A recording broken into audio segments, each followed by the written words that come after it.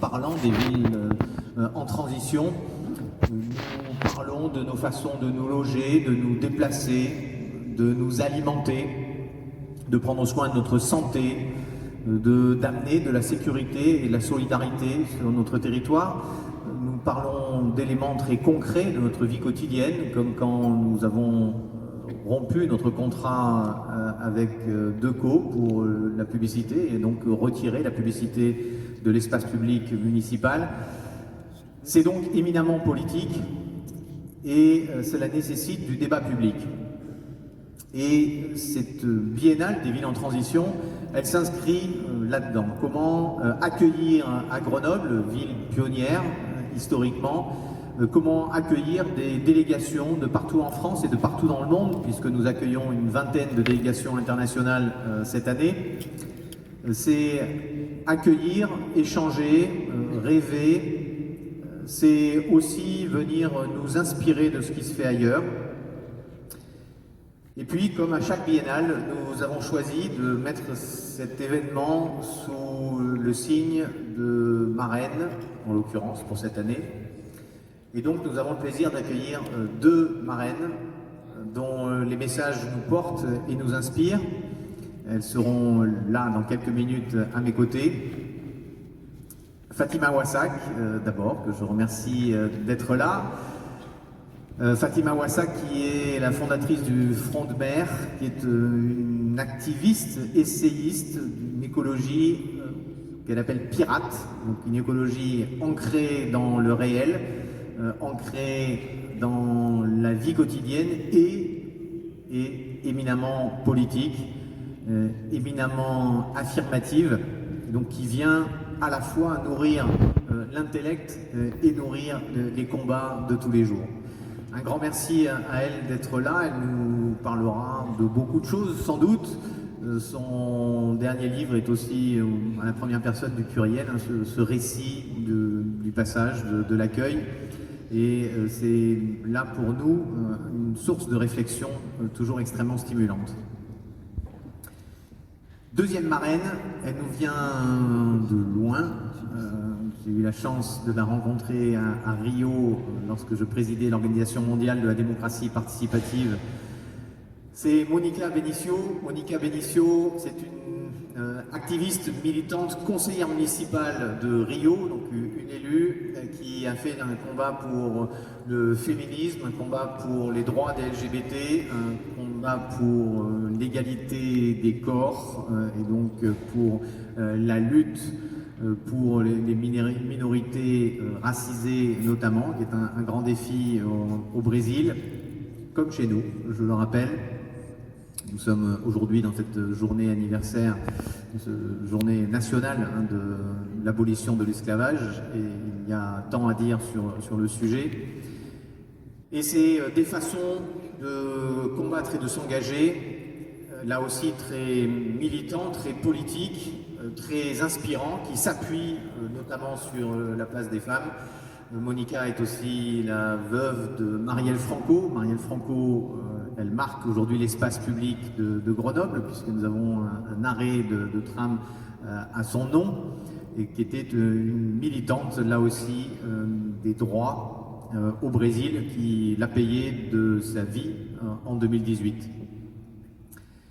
Tout cela, ça nous parle aussi parce que c'est combat pour gagner des sécurités, pour faire société autour des communs, pour nourrir toujours ce que nous avons de plus émancipateur en nous, de plus collectif aussi en nous, en respectant chacune et chacun.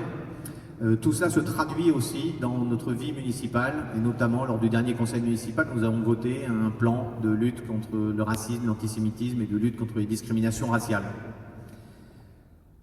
Nous avons un éminent besoin de travail en la matière et je voudrais que nous applaudissions ensemble aussi une figure qui a marqué la vie militante grenobloise de ces 50 dernières années, Marie-Thérèse Lioré, qui nous a quittés cette semaine et qui a accompagné tant d'entre nous et aussi qui a combattu toujours pour l'égalité, combattu pour l'accueil des immigrés algériens, combattu pour les droits de tous les migrants et combattu dans la joie, la solidarité, le collectif, la culture et la danse. On la voyait souvent danser avec Jo Briand, son acolyte militant. Et cette figure qui nous a quittés, elle nous a portés, mais elle peut continuer à nous porter, et je vous demande de l'applaudir.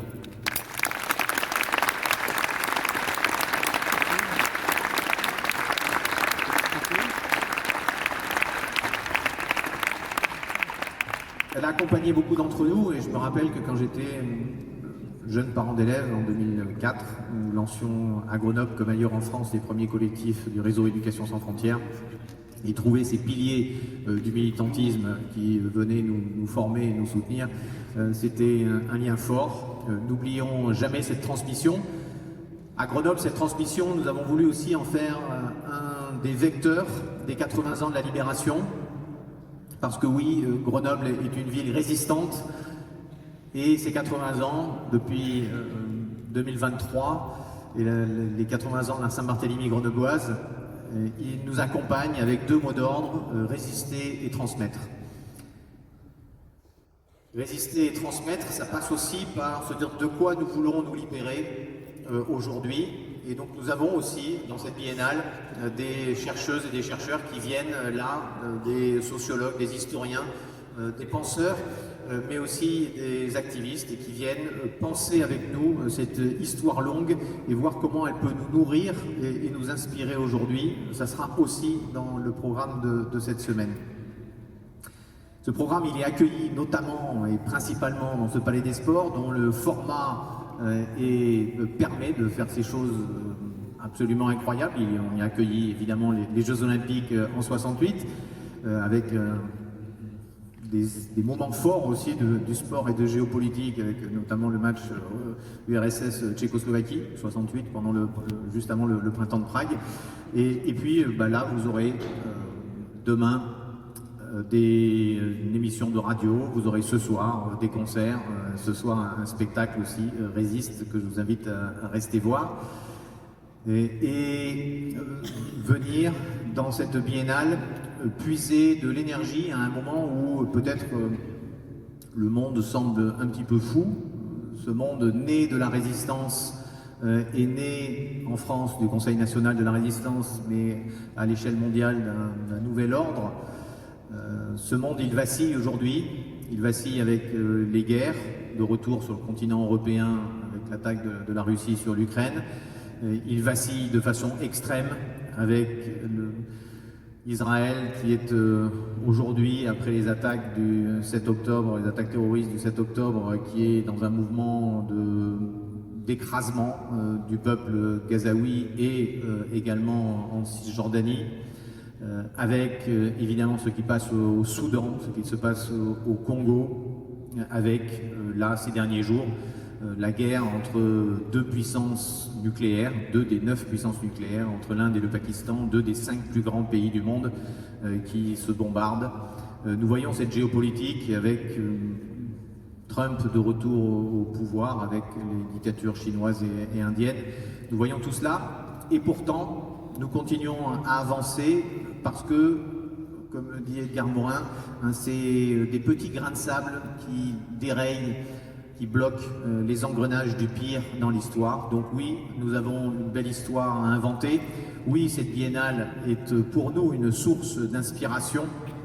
Nous y cuisinons, nous y dessinons ensemble, nous y rêvons et aussi nous sommes pétris de culture, et donc je vous invite à aller au musée de Grenoble regarder le peintre Silva, un peintre brésilien, lui aussi dans cette année franco-brésilienne, et un peintre paysan qui vient dénoncer les travers de l'agriculture intensive.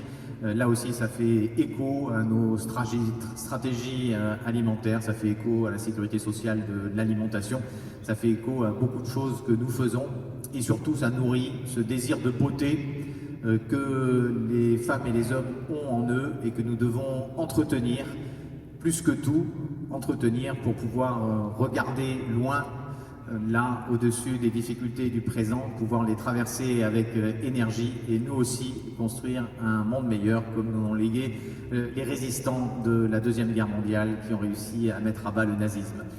Donc, grand programme, vous pouvez picorer dans toute cette semaine des événements très variés et j'invite nos deux marraines, que je remercie encore d'avoir accepté cette mission, Fatima et Monica, à me rejoindre et à nous dire quelques mots.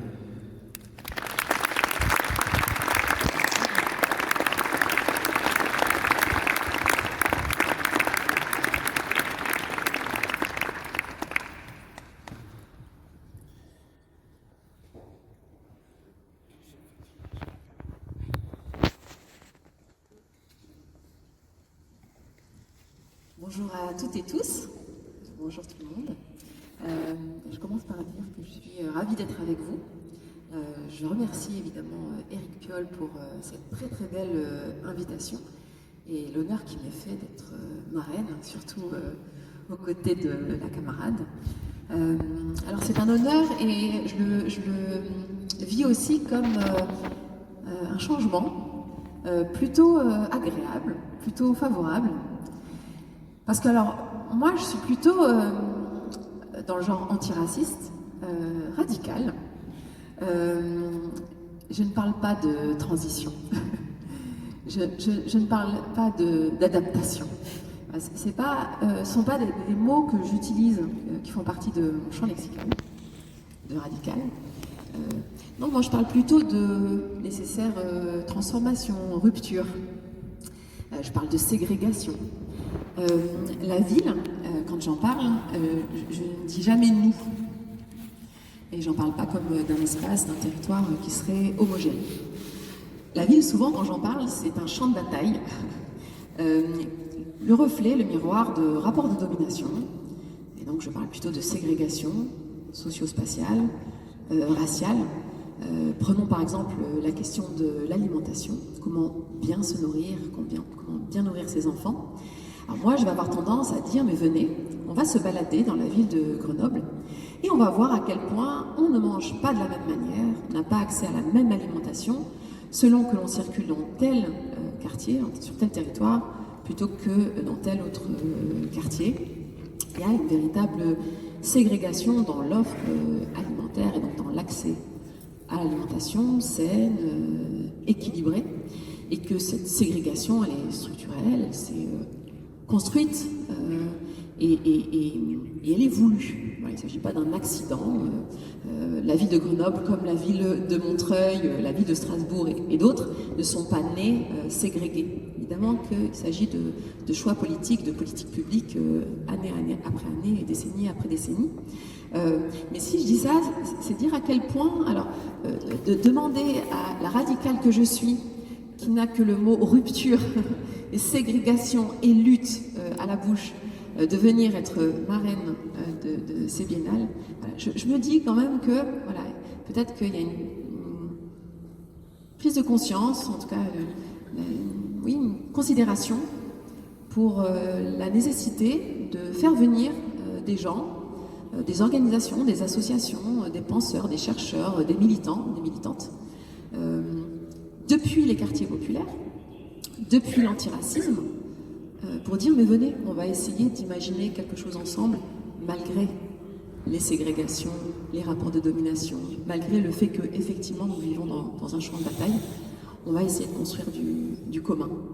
Voilà, c'est comme ça que je le vois en fait. Effectivement, je suis d'accord pour dire que l'heure est grave. Il y a un certain nombre de crises que vous connaissez, je ne vais pas en rajouter, on aura l'occasion je pense de développer tout à l'heure, concernant la crise climatique, la montée en puissance des extrêmes droites, des fascismes, alliés au néolibéralisme, etc. etc. C'est peut-être l'occasion de considérer la ville, les villes, comme des maquis, en fait, des lieux de résistance où on peut faire des choses. Voilà, et moi si je suis là, c'est aussi pour dire que si on veut construire un front commun, encore une fois, au-delà des rapports de domination et des ségrégations, on ne peut pas faire sans l'antiracisme. Voilà, c'est ça que je veux dire. Quand on a un projet que l'on veut antifasciste, de lutte contre l'extrême droite, on ne peut pas faire sans l'antiracisme. Et donc, on ne peut pas faire sans les populations qui vivent dans les quartiers populaires, sans leurs priorités, sans leurs urgences, sans leurs questions de vie et de mort, sans leur inquiétude pour leurs enfants, ce qu'on appelle génération future. On ne peut pas faire sans, en fait. Donc, pour l'instant, ce sont des populations qui ne sont pas si présentes autour de la table. C'est pas un scoop que de le dire. Mais je pense qu'il faut passer la deuxième... voilà, et permettre, en fait, qu'on puisse se dire dans quelle mesure on va créer de la fraternité. Encore une fois, parce que l'heure est grave et j'aurai l'occasion d'être plus dans le détail tout à l'heure. En tout cas, voilà, merci beaucoup pour cette invitation.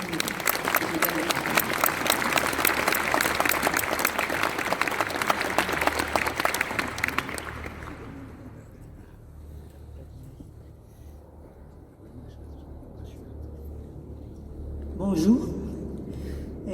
Primeiramente, eu gostaria de agradecer ao prefeito Éric pela oportunidade de estar aqui nesse evento, também de ser madrinha. Agradecer a Alice, que será minha voz em francês. Eu poderia, pelo que ouvi aqui da interpretação da fala da minha companheira,